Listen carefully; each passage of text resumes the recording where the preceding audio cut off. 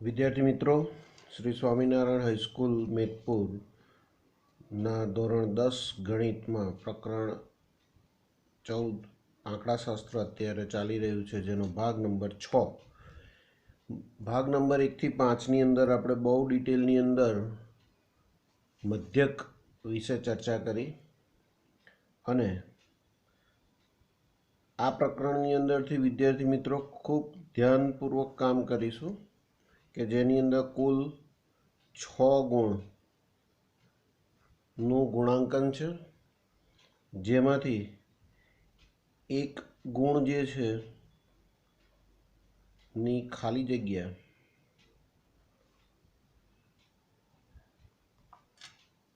બે ગુણનો એક દાખલો હશે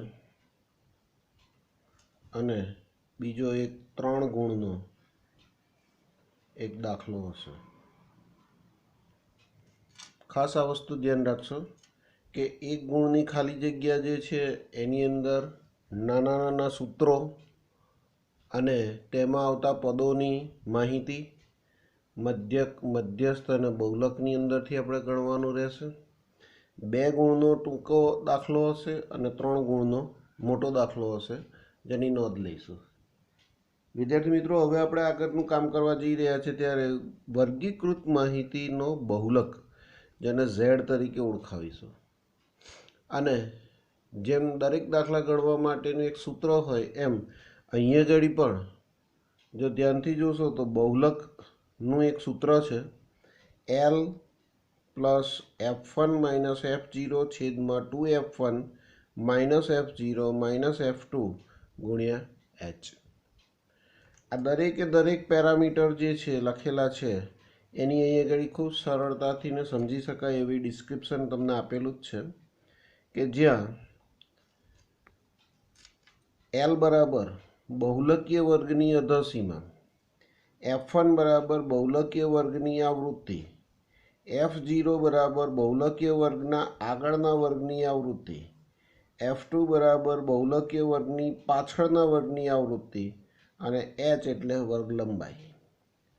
મિત્રો, આ થઈ સૂત્રની વાત, પણ આ સૂત્ર જ્યારે આપણે પ્રેક્ટિકલ યુઝ કરીશું, એટલે કે દાખલા જ્યારે ગણીશું તે વખત બહુ સરળતાથી સમજ પડી જ જશે.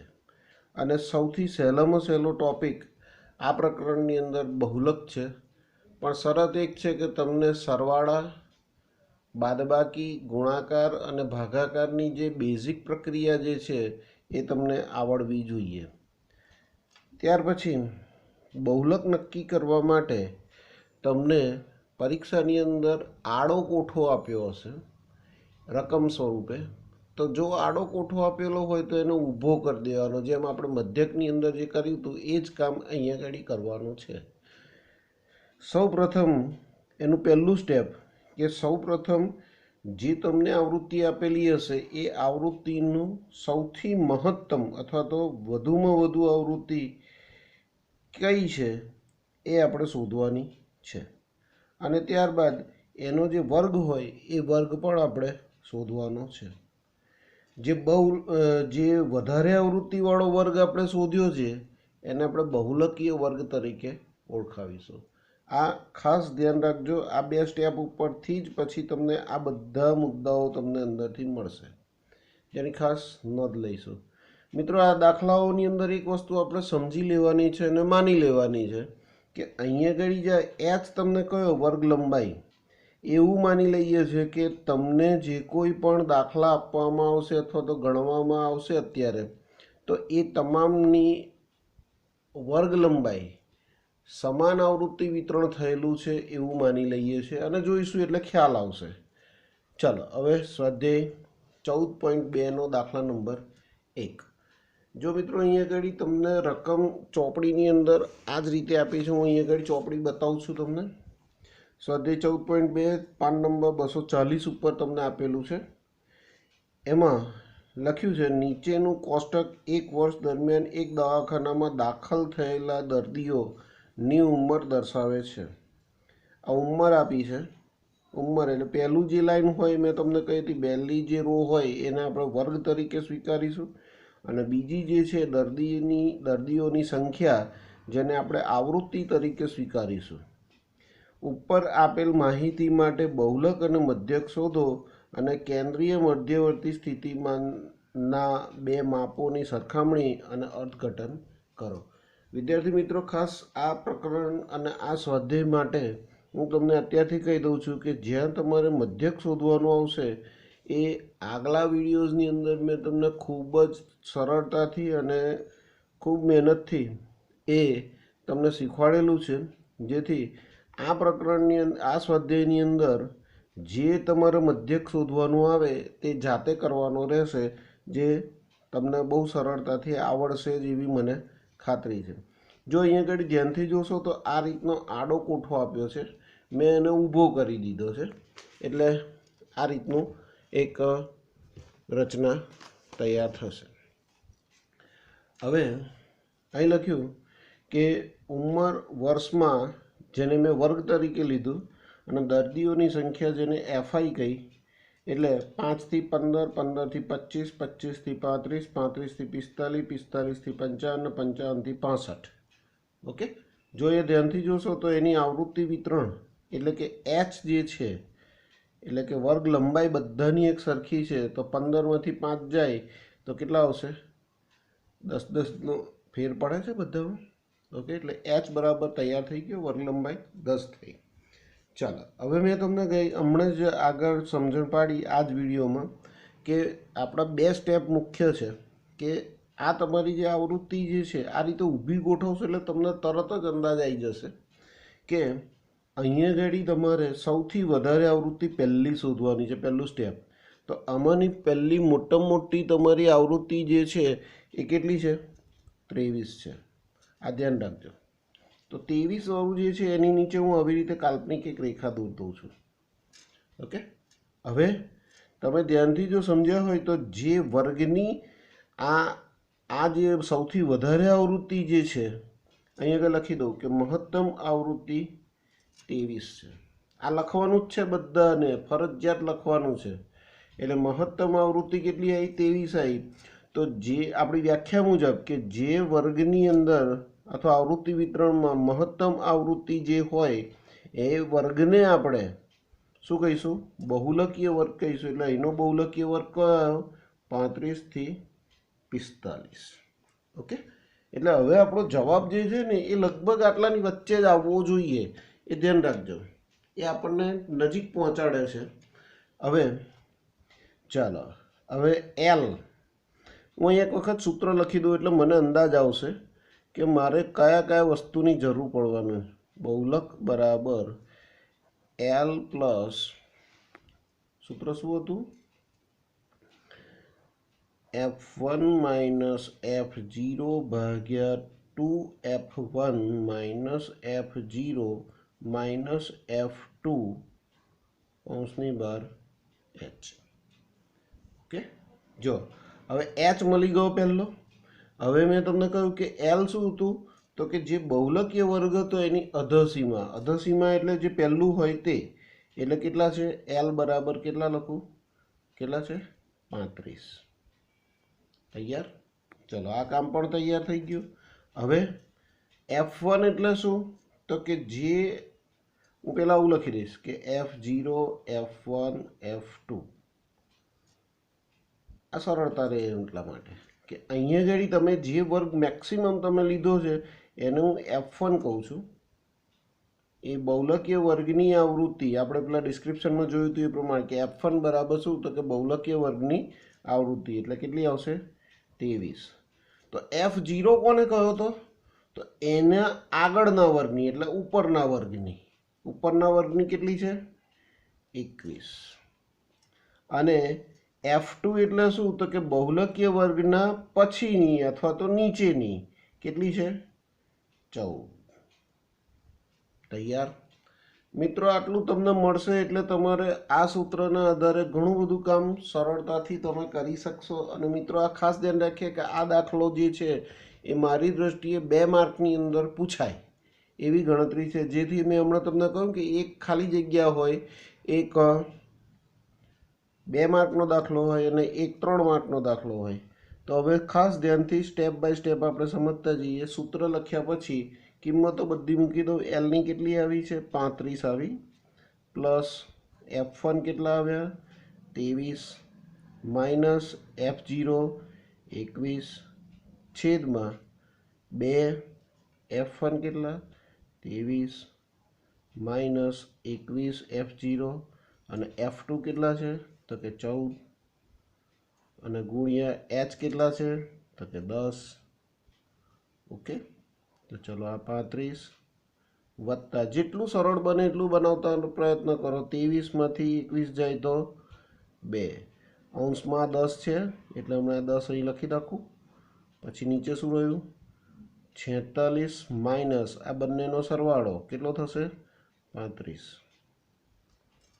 હજુ એક કામ કરીએ તો કે 35 વત્તા 20 ભાગ્યા 2 દાન 20 થશે. 46માંથી બાદ થાય એટલે 11 આવશે. હવે 20 ભાગ્યા 11 કરો તો 35 વત્તા 1.800 આટલા આવશે, 818 આવશે. અને આ જે 818 જે છે, 3 આંકડા સુધી ભાગાકાર કરવાનો આપણે. પછી ત્રીજો આંકડો આ જે છે, ત્રીજો આંકડો તમારો, એ ત્રીજો આંકડો જો 5 અથવા 5થી વધારે હોય તો એને બાદ કરી દેવાનો, પણ એનો જે 1 છે એ એની અંદર ઉમેરવાનો. એટલે અહીંયા આગળ 1 છે એટલે કેટલા થશે? 2 થશે. એટલે આ બંનેનો સરવાળો પહેલાં કરી દઉં તો કે 36 પોઈન્ટ થશે. 36.818. હવે મેં તમને કહ્યું એ કે આ 8 એ જે છે એ 5 અથવા 5થી વધારે છે, માટે એ ક્યાં જશે? એક આગળ જશે.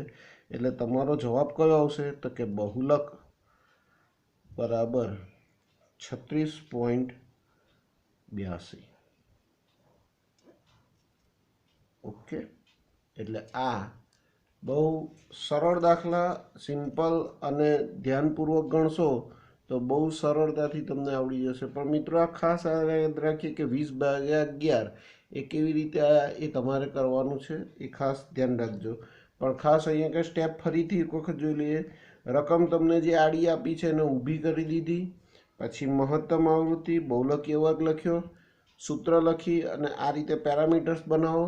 પછી સૂત્રમાં કિંમત મૂકો અને સાદુરૂપ આપો એટલે તમારો જવાબ તૈયાર થઈ જશે. ત્યારબાદ દાખલા નંબર 2.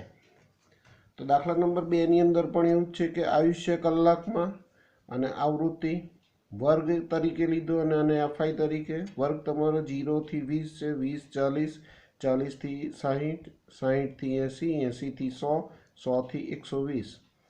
આવૃત્તિ તમે ધ્યાનથી જુઓ તો 10, 35, 52, 61, 38, 29. તો હવે અહીંયા ઘડી મહત્તમ આવૃત્તિ શાંતિથી શોધી કાઢીએ. જો આમાં પણ મિત્રો આ ધ્યાન રાખજો કે આડો કોઠો છે અને ઊભો મેં કરી દીધો, પહેલું સ્ટેપ મારું. હવે કોઠામાં કશું નથી કરવાનું, પણ કોઠામાંથી શોધવાનું જ. હવે તો મોટી આવૃત્તિ કઈ નીકળી? 61 નીકળી. મેં તમને કહેલું કે કાલ્પનિક એક રેખા આ રીતે પેન્સિલથી દોરી દેવાની. તો બહુલકીય વર્ગ કયો આવ્યો? જે મહત્તમ આવૃત્તિ હોય એ તમારો બહુલકીય વર્ગ કહેવાશે. હવે ધ્યાનથી જુઓ તો સમાન આવૃત્તિ વિતરણ થયેલું છે, એટલે કે H બરાબર કેટલો આવ્યો? બંને વચ્ચેનો ડિફરન્સ કેટલો છે? વર્ગ લંબાઈ કેટલી છે? તો કે 20 છે. ઓકે, હવે સૂત્ર હું લખી દઉં. બહુલક બરાબર L plus F1 minus F0 છેદમાં 2F1 minus F0 minus F2 ગુણ્યા H. મિત્રો ખાસ આ સૂત્ર યાદ કરી લેજો, ગોખી રાખજો કે જે કરવું હોય. પણ આ દાખલાની અંદર આ સૂત્ર આવડતું હશે તો જ તમે એની અંદર આગળનું કામ કરી શકશો. ચલો, હવે મારે જરૂર પડશે એલની. પહેલી અહીં છે ને એલ. તો એલ કોણ છે? તો કે બહુલકીય વર્ગ તમારો જે આવ્યો એની અધસીમા જે છે તે આવશે. અધસીમા કેટલી કહી તમે? 60. Okay, ready. ચાલો, બે વસ્તુ મળી ગયું, પહેલું ને છેલ્લું મળી ગયું. હવે F0, F1 અને F2. તો બહુલકીય વર્ગની જે આવૃત્તિ હોય એને F1 કહેતા હતા આપણે. એટલે કેટલી આવશે? 61. એની ઉપરની જે હોય આગલા વર્ગની એને F0 કહેતા હતા, અને એના પછીની જે હોય એને F2 કહેતા હતા. આ મિત્રો ખાસ સમજવાની વાત છે.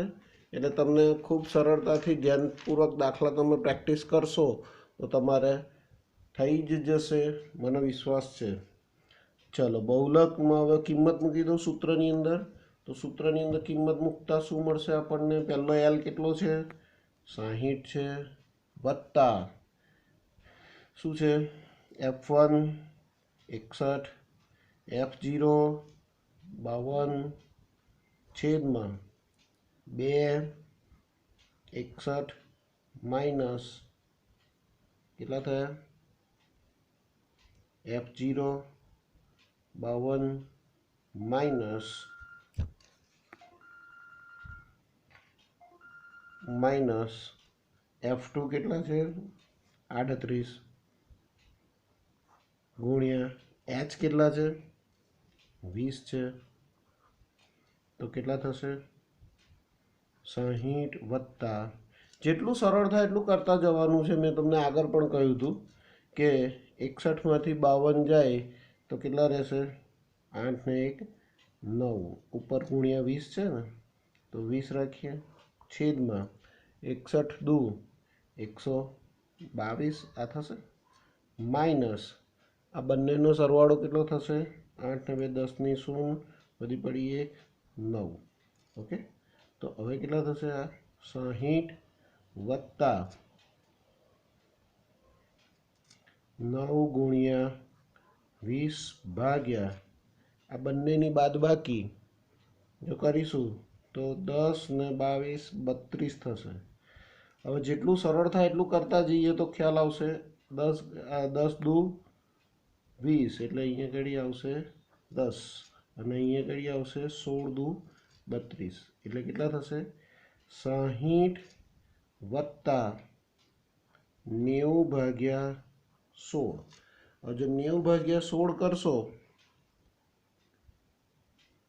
હજી ઉડે છેદ ઉડાડવો હોય તો, આ ગયા 45 અને આ ગયા 8, એટલે કેટલા થશે? તો કે 60 વત્તા 45 ભાગ્યા 8. ખૂબ સરળ થઈ ગયો. હવે તો જો ભાગાકાર કરશો તો 60 વત્તા 5.625 આવશે. અને હજુ જો આને મેં કહ્યું હતું એ જ પ્રમાણે કે જો 5 ત્રીજો આંકડો તમારો 5 અથવા 5થી વધારે હોય તો એને ટ્રાન્સફર કરી શકાય છે. એટલે કે બહુલક માટે બહુલક બરાબર 60 ને 5 65.625 થાય, પણ અને એક આગળ લાવી દઈએ એટલે 3. ઓકે, તો આ તમારો બહુ સરળતાથી ગણી શકાય એવા બહુલકના 2 ગુણના દાખલા રહેશે. પહેલો કોઠો, કોઠાની અંદરથી બહુલકીય વર્ગ નક્કી કરવા માટે મેક્સિમમ આવૃત્તિ પરથી 2 વસ્તુ લખવાની કે મહત્તમ આવૃત્તિ, બહુલકીય વર્ગ, આવૃત્તિ વિતરણ 10 એટલે વર્ગ લંબાઈ 20ની છે, L તમારો 60 આવ્યો. જે વર્ગ તમારો હોય બહુલકીય વર્ગ એની આવૃત્તિ 61 હોય, એની ઉપર F0 અને એની નીચે F2. પછી સૂત્રની અંદર કિંમતો મૂકી સાદું રૂપ આપતા જશો એટલે તમારો ફાઇનલ જવાબ આવશે. Thank you.